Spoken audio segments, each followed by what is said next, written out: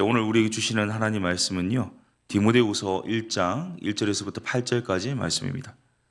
디모데후서 1장 1절에서부터 8절까지의 말씀 함께 나누겠습니다. 디모데후서 1장 1절에서부터 8절까지 말씀.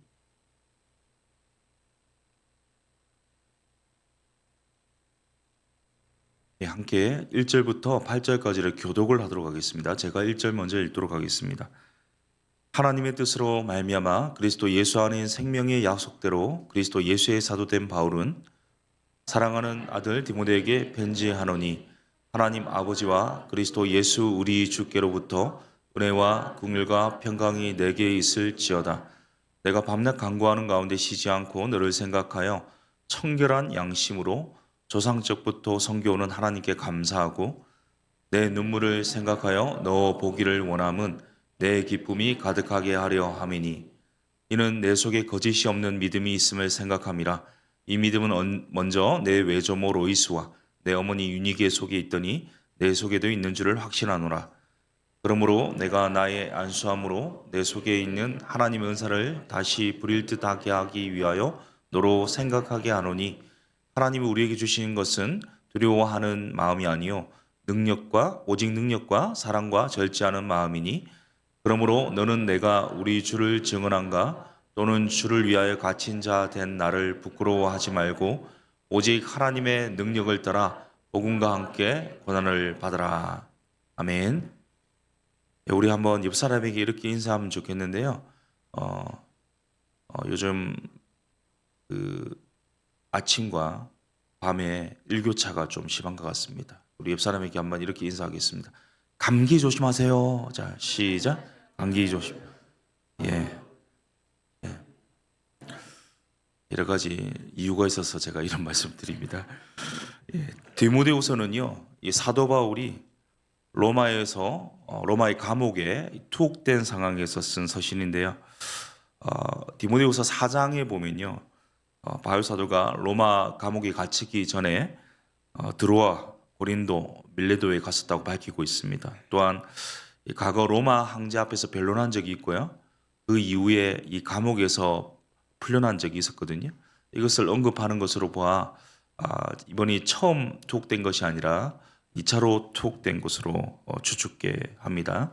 아마도 바울은 이때 사형 선고를 받은 것으로 보입니다. 왜냐하면 디모데후서 4장 6절에 보면 내가 이제 죽음에 임박했다 이렇게 표현하고 있기 때문입니다.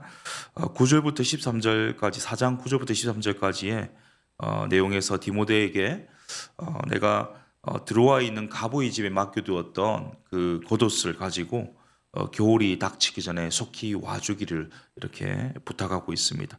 이로 보건대 이 바울은 이 본서를요 AD 66년 또는 67년 가을경에 기록하였을 것으로 추정해 볼 수 있는데, 이 사도 바울은 자신의 삶이 얼마 남지 않았지만 자신의 삶을 후회하거나 처지를 비관하지 않았습니다. 오히려 오늘 읽었던 본문 8절의 말씀처럼요, 디모데에게 하나님의 능력을 입고 복음과 함께 고난을 받으라 이렇게 도전하고 있습니다. 사형 집행을 앞둔 이 바울의 입장에서 생각해 볼 때 이제 이 복음에 대한 사역에 이 바톤을 전수하고자 하는 이런 마음에서 디모데에게 하나님의 능력으로 복음과 함께 고난을 받으라 이렇게 말씀하고 있다는 사실을 짐작해 볼 수 있습니다. 이 바울은 하나님께서 자신을 부르신 소명에 신실하고 충성된 삶을 살아왔습니다. 자신이 어디로부터 왔고 지금 어디에 있으며 또 어디로 앞으로 갈지에 대해서 분명히 인식하고 있습니다. 그리스도 예수 안에 있는 생명의 약속대로 그리스도 예수의 사도로 살았습니다. 이제 며칠 있으면요, 이 총선이 있는데요. 국민을 대표하는 일꾼들입니다. 300명의 일꾼들을 이렇게 선출하는 중차대한 날인데, 물론 일꾼을 뽑는 날이지만 자격 없는 자에게 그러한 권한을 부여한다면요, 심각한 문제를 초래합니다. 국회의원은 각 지역을 대표할 만한 지적인 능력과 통찰과 안목이 요구됩니다. 또 위기 상황에 적절하게 대응하여서 대처하는 판단력이 있어야 되겠고요. 또 국민을 대표해서 국민에게 필요한 입법을 개진해야 할 자리이기 때문에 전혀 검증되지 않은 인물을 선출할 수는 없겠습니다. 중요한 일일수록요, 우리가 믿을 수 있고 능력 있는 사람을 쓰지 않습니까?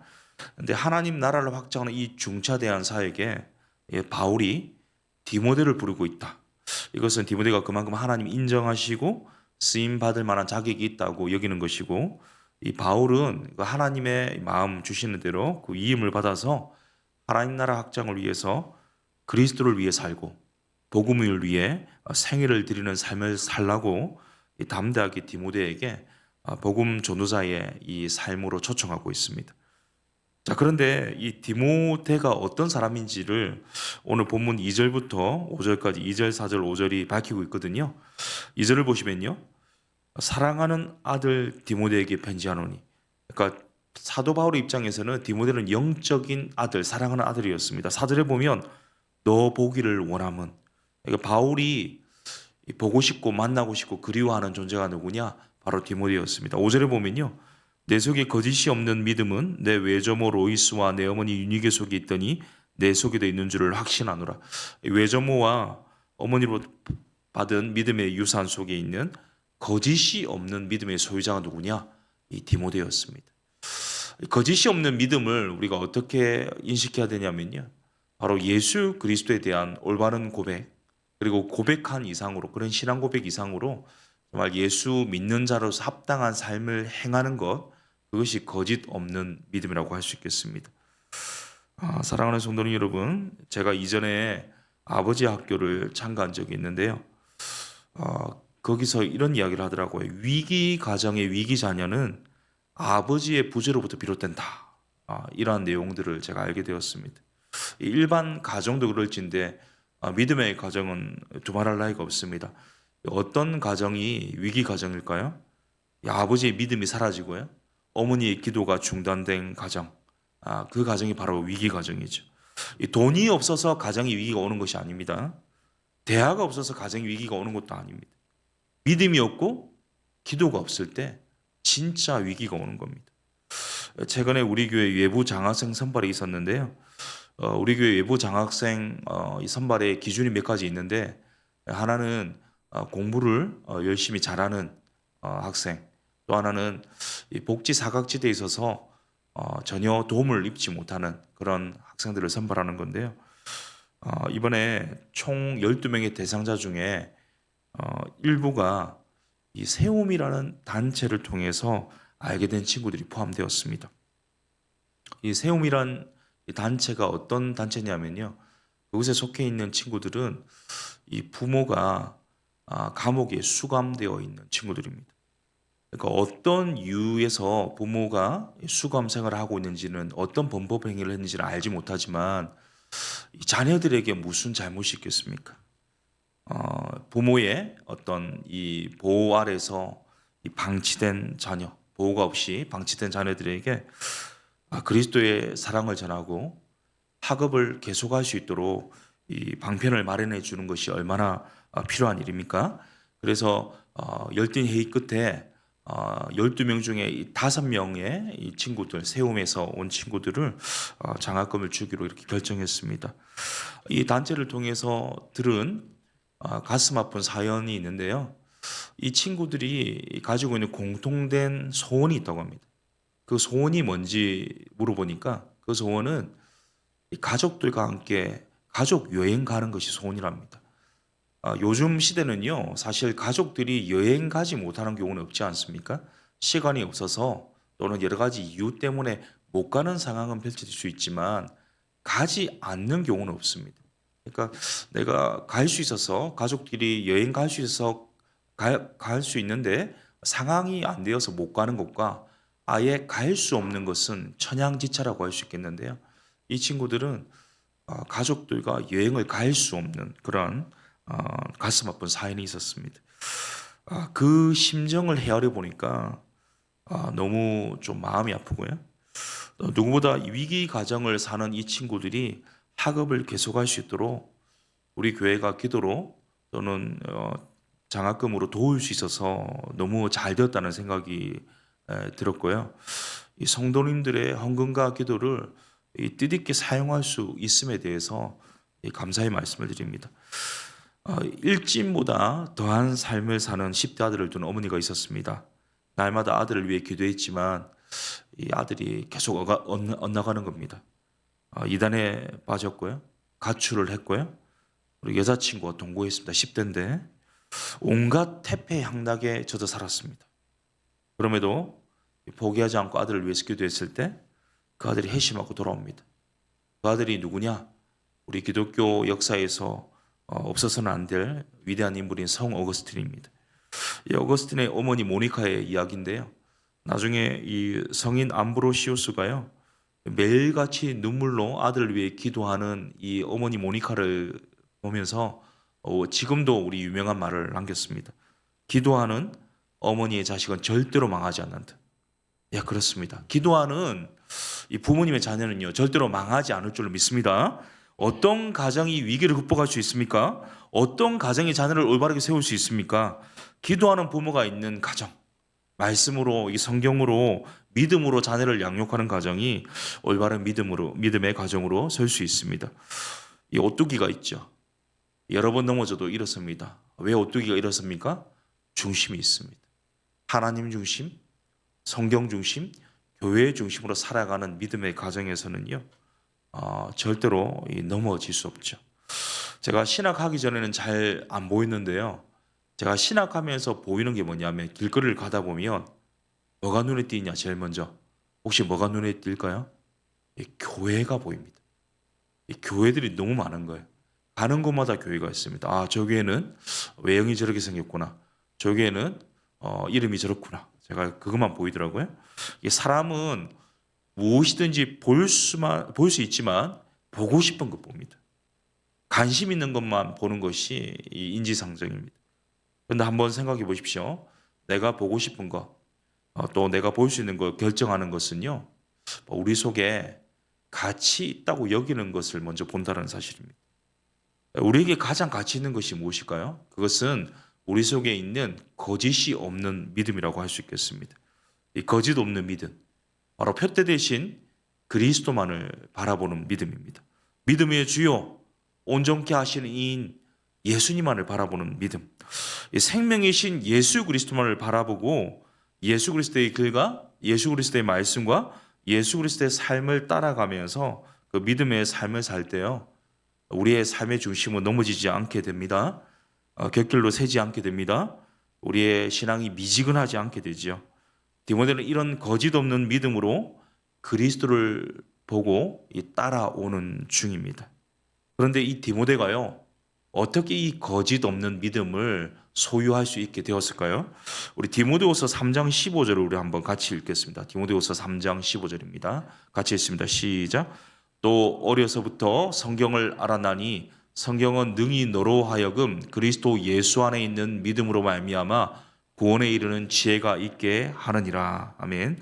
이 디모데 어머니 유니게와 외할머니 로이스가 아주 어릴 적부터요, 이 디모데에게 성경을 가르쳤기 때문에 기도로 이 디모데를 양육했기 때문에 디모데에게 거짓이 없는 믿음이 생겼고 그 믿음에 이 계승을 하게 되었습니다. 한번 그림을 보여주십시오. 여기 그림을 보시면요, D하고 6이 겹쳐져 있는데 혹시 이게 뭔지 아십니까? 예, D6라고 하는데요. 예, 이게 혹시 무슨 뜻일까요? 예, 우리 신명기를 영어로 뭐라고 하냐면 듀트로노미라고 하거든요. 거기에 첫 글자 두 문자를 따서 D로 읽고요. 6은요, 신명기 6장을 말합니다. 우리 신명기 6장 우리가 잘 아시다시피 쉐마인데요, 쉐마. 우리 6장 4절부터 9절까지 말씀을 같이 한번 읽어봤으면 좋겠습니다. 한번 천천히 한번 읽겠습니다. 시작. 이스라엘아 들으라, 우리 하나님 여호와는 오직 유일한 여호와이시니 너는 마음을 다하고 뜻을 다하고 힘을 다하여 내 하나님 여호와를 사랑하라. 오늘 내가 내게 명하는 이 말씀을 너는 마음에 새기고 내 자녀에게 부지런히 가르치며 집에 앉았을 때든지 길을 갈 때든지 누워 있을 때든지 일어날 때든지 이 말씀을 강론할 것이며 너는 또 그것을 내 손목에 메어 기호를 삼으며 내 미간에 붙여 표로 삼고 또 내 집 문설주와 바깥문에 기록할지니라. 아멘. 예, 이스라엘 사람들에게 있어서 가장 중요한 부분이요. 금방 읽었던 6장 4절, 신명기 6장 4절부터 5절이거든요. 하나님을 사랑하되 온 마음과 온 뜻과 온 힘을 다하여 사랑하라는 건데, 그 사랑을 자기만 가지는 것이 아니라 이 자녀들에게 계승하라는 거죠. 그것이 이제 6절부터 9절에 나오는 건데요. 부지런히 가르치라는 거예요. 앉으나 서나 누웠을 때나 길을 갈 때나 부지런히 이 말씀을 강론하고 가르쳐라. 이것을 보여주고 있는데요. 우리가 이제 부모된 세대로서 자녀에게 줄 수 있는 가장 귀한 것은요, 유산이라고 할 수 있겠습니다. 부모가 없어도 자녀들이 잘 살 수 있게 해주는 것이 유산인데요. 우리에게 있어서 가장 최고의 유산은 믿음의 유산이라고 할 수 있겠습니다.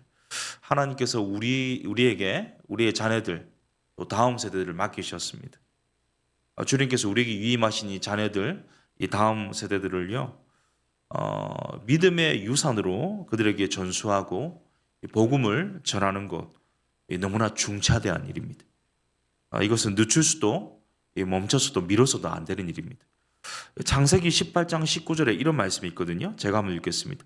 내가 그로 그 자식과 건속에게 명하여 여호와의 도를 지켜 의와 공도를 행하게 하려고 그를 택하였나니 이는 나 여호와가 아브라함에게 대하여 말한 일을 이루려 함이니라.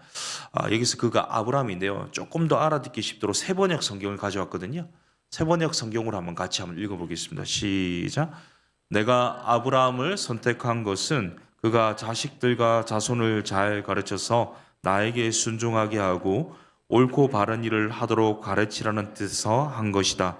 그의 자손이 아브라함에게 배운 대로 하면 나는 아브라함에게 약속한 대로 다 이루어 주겠다. 아멘. 이 하나님이 아브라함을 믿음의 조상으로 부르시지 않습니까? 근데 믿음의 조상으로서 핵심 가치가 뭐냐?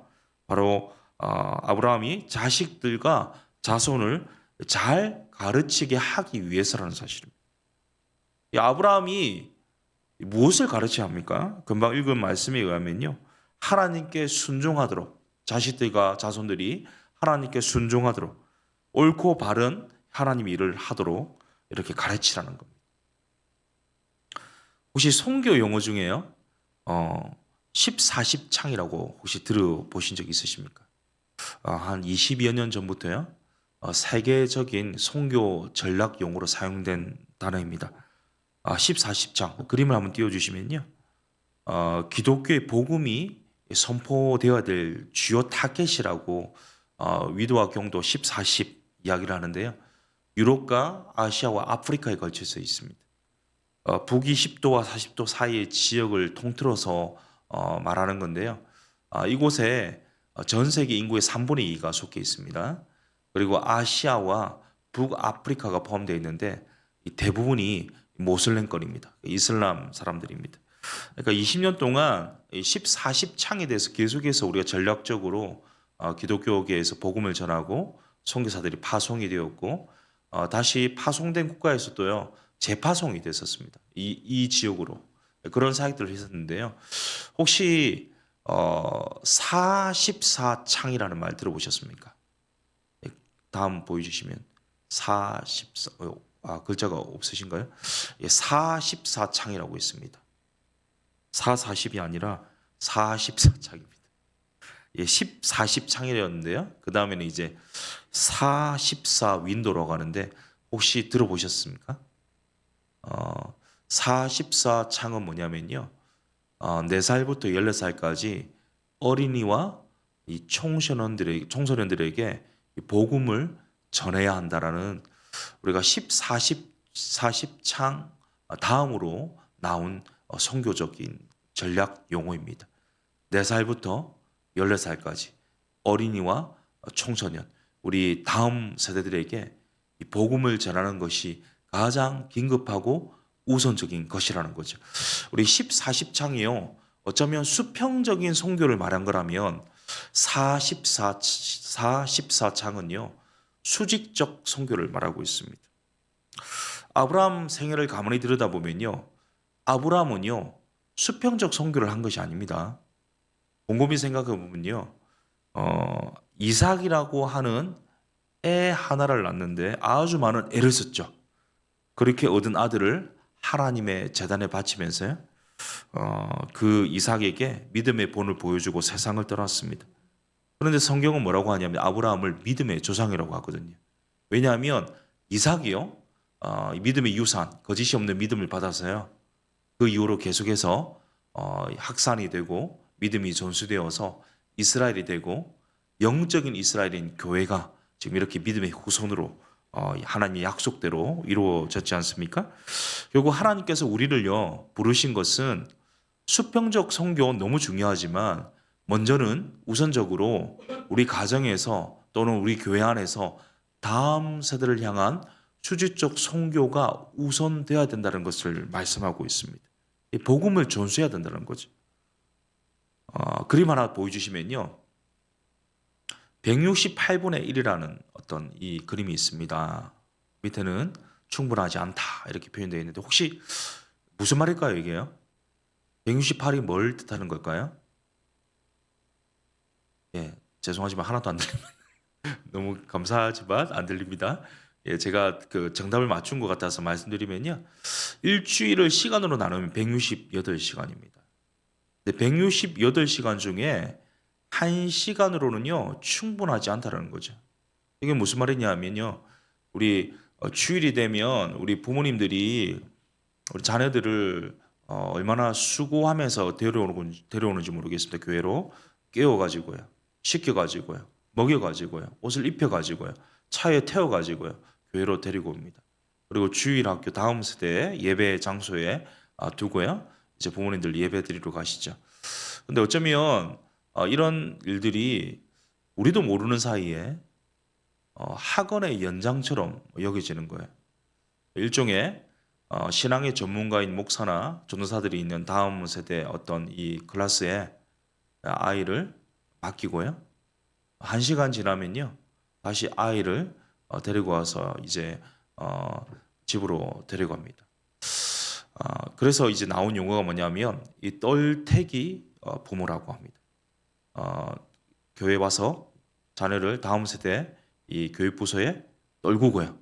1시간 지나면 태워서 라이드해서 간다. 그래서 떨태기 부모라고 하는데 이렇게 지금 현재 우리 교계나 이 교회를 풍자한 용어인데요. 1시간으로 충분하지 않다는 거죠. 교회에 1시간 예배로 목사나 전도사들이 아무리 성경을 많이 안다 할지라도 그 1시간으로 다음 세대가 바뀔 수 있느냐, 변화될 수 있느냐, 거듭날 수 있느냐 요원하다는 거죠. 왜냐하면 167시간은요. 가정에서 혹은 학교에서 대부분의 시간을 보내기 때문에 가장 중요한 건 뭐냐? 교회와 가정이 함께 신앙 양육을 해야 한다는 사실입니다. 이 분명히 기억해야 될 것은요. 우리 자녀를 가장 많은 시간을 보내는 것은 어디냐면 가정이라는 사실입니다. 그러므로 신앙 양육은요. 교회에서 1시간으로 충분하지 않고요. 가정에서 지속적으로 이루어져야 된다는 사실입니다. 이런 맥락에서 우리 부모들이 자녀들에게 행해야 되는 것은 잠언 22장 말씀입니다. 우리 잠언 22장 6절 말씀 같이 있습니다. 시작. 마땅히 행할 길을 아이에게 가르치라. 그래야면 늙어도 그것을 떠나지 아니하리라. 이제 이전에 제가 이 새가족 담당하면서 새가족 통계를 좀 살펴본 적이 있는데요. 새가족 통계를 보니까 이 교회에 등록하는 교계 통계를 보니까 교회에 등록하는 이 성인들의 90%가요. 이전에 주일학교에 경험이 한 번씩 있는 사람들이었습니다. 그러니까 어릴 때 신앙 양육을 한 번이나 맛본 사람이 나이 들어서 돌아올 수 있다는 사실입니다. 오래전 베스트셀러였던 내가 정말 알아야 할 모든 것은 유치원에서 배웠다. 그 책 제목 그대로입니다. 어릴 때부터 신앙 양육을 해야 복음을 전수해야 늙어서도 떠나지 않는다는 거죠. 할 수만 있다면요. 우리 각자의 가정, 이 다음 세대에게 가장 필요한 복음을 전하는 것이 우리에게서 지금 우선적이고 긴급하면서도 중요한 일인데요. 우리 가정의 자녀들을 다음 세대들을 복음화시키는 것뿐만 아니라 우리 가정을 넘어서서 우리 교회 안에 다음 세대에게 복음을 전하는 것이 필요하고요. 더 나아가서는 교회 밖에 다음 세대에게 이 복음 전하는 것이 너무 중요한 일이라는 사실입니다. 이 복음을 전하는 것뿐만 아니라 또 해야 될 게 뭐냐면 오늘 본문 3절에 있는 이 사도 바울의 고백처럼요. 사도 바울이 영적 아들 디모데에게 고백하는 내용인데요. 여기 3절에 그대라는 단어에 우리 자녀들의 이름을 넣어서 한번 읽어봤으면 좋겠거든요. 기도하는 심정으로. 근데 이제 자녀가 한 명이 아니라 여러 명이 계신 분이 있지 않습니까? 그래서 이 시간 이름 넣을 수 있는 기회를 드리겠습니다. 3번까지 같이 한번 연달아서 읽어보도록 하겠습니다. 4분 이상이면 제가 뭐 어떻게 할 수는 없습니다. 우리 3번 한번 반복해서 그대라는 단어에다 아이들 이름 넣으면서 한번 같이 읽어보겠습니다. 시작. 나는 밤낮으로 기도를 할 때 끊임없이 하나님 일을 기억하면서 하나님께 감사를 드립니다. 나는 조상들을 본받아 깨끗한 양심으로 하나님을 섬깁니다. 또 읽겠습니다. 나는 밤낮으로 기도를 할 때 끊임없이 하늘을 기억하면서 하나님께 감사를 드립니다. 나는 조상들을 본받아 깨끗한 양심으로 하나님을 섬깁니다. 한 번 더 읽겠습니다. 나는 밤낮으로 기도를 할 때 끊임없이 어린이부를 기억하면서 하나님께 감사를 드립니다. 나는 조상들을 본받아 깨끗한 양심으로 하나님을 섬깁니다. 우리 신앙 전수의 시작과 가정과 끝은요, 기도입니다. 기도. 우리가 복음을 전수하고 말씀을 나눌 뿐만 아니라 함께 기도해야 하는데요. 이 가정에서 직접적으로 신앙을 전수할 수 있는 좋은 이 도구들이 있는데요. 그 중에 가장 대표적인 도구가 이 가정 예배입니다. 우리 교회가 매월 마지막 주에 세대 통합 본문으로 이렇게 같이 본문을 통일하는 이유도요. 가정 예배를 하도록 유도하는 것인데요. 지난 주일에 신영석 교수님을 모시고 가정 예배 세미나가 있었습니다. 이 가정 예배의 필요성과 중요성에 대해서 되새기고 결단하는 시간이었는데요. 이 가정 예배의 정의는요, 어려울 것이 없습니다. 가정 예배의 정의는요, 가족이 함께 하나님을 기억하고 감사하는 것입니다. 가족이 함께 하나님을 기억하고 감사하는 것입니다. 이것이 가정 예배입니다. 성경과 교회사를 보면요, 가정 예배의 형식은 중요하지 않았습니다. 형식이 없었습니다. 뭐가 중요했냐면 가족들이 함께 모여서 기도도 하고 말씀도 나누면서 하나님을 기억하고 경험하는 그 사건이 중요했다는 사실입니다. 가정 예배, 우리 가족들은 이제 자녀들이 성인이 되어서 예배하기 어렵다.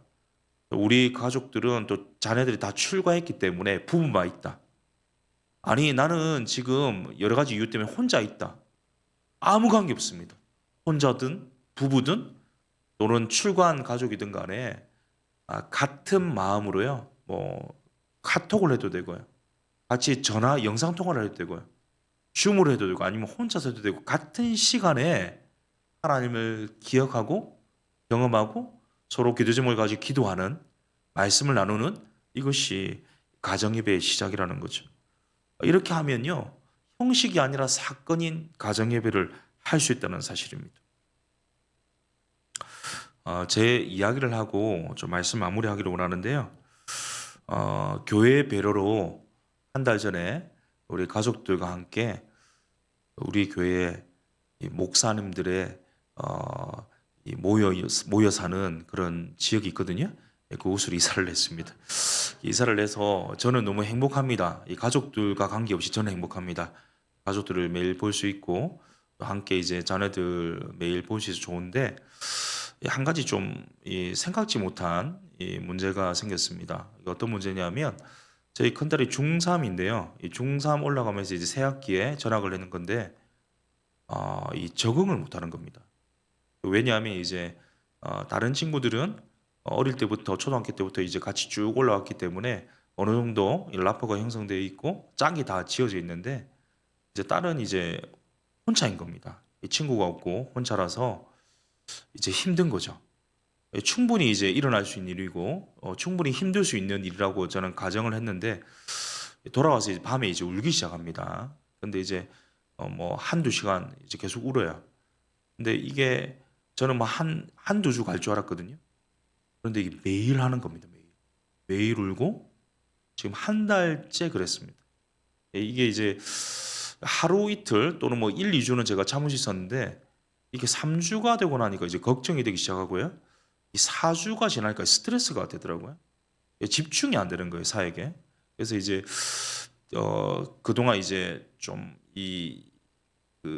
어느 임계점이 터지는 그런 상황이 지난 주일 밤에 있었습니다. 주일 밤에 새벽 한 3시까지 딸은 계속 울고불고 이제 아내하고 같이 이야기를 시작했는데요. 단 한 번도 속을 썩인 적이 없고 정말 모범적인 친구인데 처음으로 이제 이 심각한 이야기를 하게 되는데 이 친구가 이제 학교도 싫고 이제 저희들이 방법을 제시했을 거면 대안학교 갈래? 대안학교로 가려고 하니까 지금 또 입학이 안 돼요, 대안학교는. 근데 결론적으로는 이 친구가 뭐냐 하면 자기가 자퇴를 하겠다. 그리고 더 심각한 말을 하더라고요. 극단적인 선택을 하고 싶다라는 이 말을 했습니다. 그때 좀 충격을 받았어요. 충격을 받고 밤에 이제 이야기하면서 밤을 거의 이제 샜거든요. 이제 월요일 학교를 안 보내고 그냥 재우고요. 저하고 아내가 이제 좀 고민이 됐어요. 밤새 고민을 하다가 제가 이제 새벽기도 마치고 앉아서 기도를 하는데 원래는 이제 아내하고 애하고 같이 병원에 가보자. 우리 한번 정신과를 한번 가보자 이렇게 얘기를 했었는데 학교에도 그렇게 말하고 이제 가려고 했었는데 새벽에 제 기도를 하는데 하나님께서 한 사람이 생각나게 하시더라고요. 제 지인 중에 용인에 계시는 이제 이전교회 같이 있었는데 이제 용인에 이사 오신 분이 계신데 상담한 박사시거든요. 그래서 제가 그분이 생각나고 그분에게 한번 전화를 해보라는 마음을 주셔서 제가 아침에 전화를 했습니다. 전화를 했더니 그분이 흔쾌히 우리 딸 만나주겠다고 하셨고 정말 많은 어떤 솔루션을 주셨어요. 그래서 이제 그날 하루 종일 그날은 뭐 했냐면 월요일은 이 딸 데리고 그분 바쁜 스케줄을 빼가지고 상담을 시키고 학교 상담 선생님과 또 여러 통 전화를 하고요. 또 담임 선생님과도 엄청 많이 통화를 했습니다. 그렇게 하고 나서 집에 와서 어떻게 했냐면 이제 아내하고 저하고 누가 먼저 말한 게 아닌데 가정 예배 드리자. 기도하자. 이렇게 시작됐습니다. 그래서 가정 예배를 안 드렸던 건 아니지만 안 되겠다. 이제 가정 예배를 무조건 우선적으로 드리자. 그래서 그날 밤에 가정 예배를 드리기 시작했습니다. 그런데 그 다음 날 어떤 일이 일어났냐면요. 제가 새벽에 기도도 하고 또 어떻게 될까 걱정이 많았는데 그 다음 날 어떤 일이 일어났냐면 학교에 어떤 그룹이 지어진 친구들이 있는데 요즘 그 친구들이 좋아하는 그 아이돌 가수 중에 세븐틴이라고 있거든요.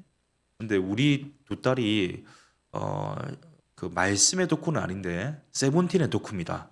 그래서 세븐틴 엄청 좋아하는데 그 친구들이 세븐틴 앨범을 들고 가서 이야기하는 거야. 우리 딸이 다가가서 이야기를 했더니 갑자기 친해진 겁니다. 그러니까 한 번도 한마디도 하지 않던 친구들과 갑자기 그냥 말을 하게 된 거야. 그리고 조금 가까워지게 된 거죠. 물론 이제 뭐 불과 이틀밖에 되지 않았기 때문에 이게 끝은 아니고 진행 중이긴 하나 아내와 제가 비로소 깨달은 게 뭐냐면 비로소는 아니죠. 다시 한번 깨달은 것은 결국 신앙밖에 없다는 거죠. 모든 문제의 솔루션은요. 기도고 말씀이고 가정 예배다. 이것을 다시 한번 깨달았거든요. 제가 이렇게까지 저의 어떤 치부를 드러내면서까지 말씀드리는 것은 가정 예배에 중요하다는 겁니다. 우리 자녀들이 출가했다고요? 아니요, 더 중요합니다. 늦춰서도 미뤄서도 멈춰서도 안 됩니다. 오늘부터 가정 예배를 함께 시작했으면 좋겠습니다. 가장 중요한 다음 세대를 향한 이 복음화, 수직적인 선교를 감당하시는 우리 모두 그래서 우리만 이런 거짓 없는 믿음을 간직하는 것만이 아니라 우리 자녀들이 우리 교회 안에 다음 세대들이 교회 밖에 다음 세대들이 이 거짓 없는 믿음으로 함께 신앙의 전수의 은혜를 누릴 수 있기를 예수님의 이름으로 축복합니다.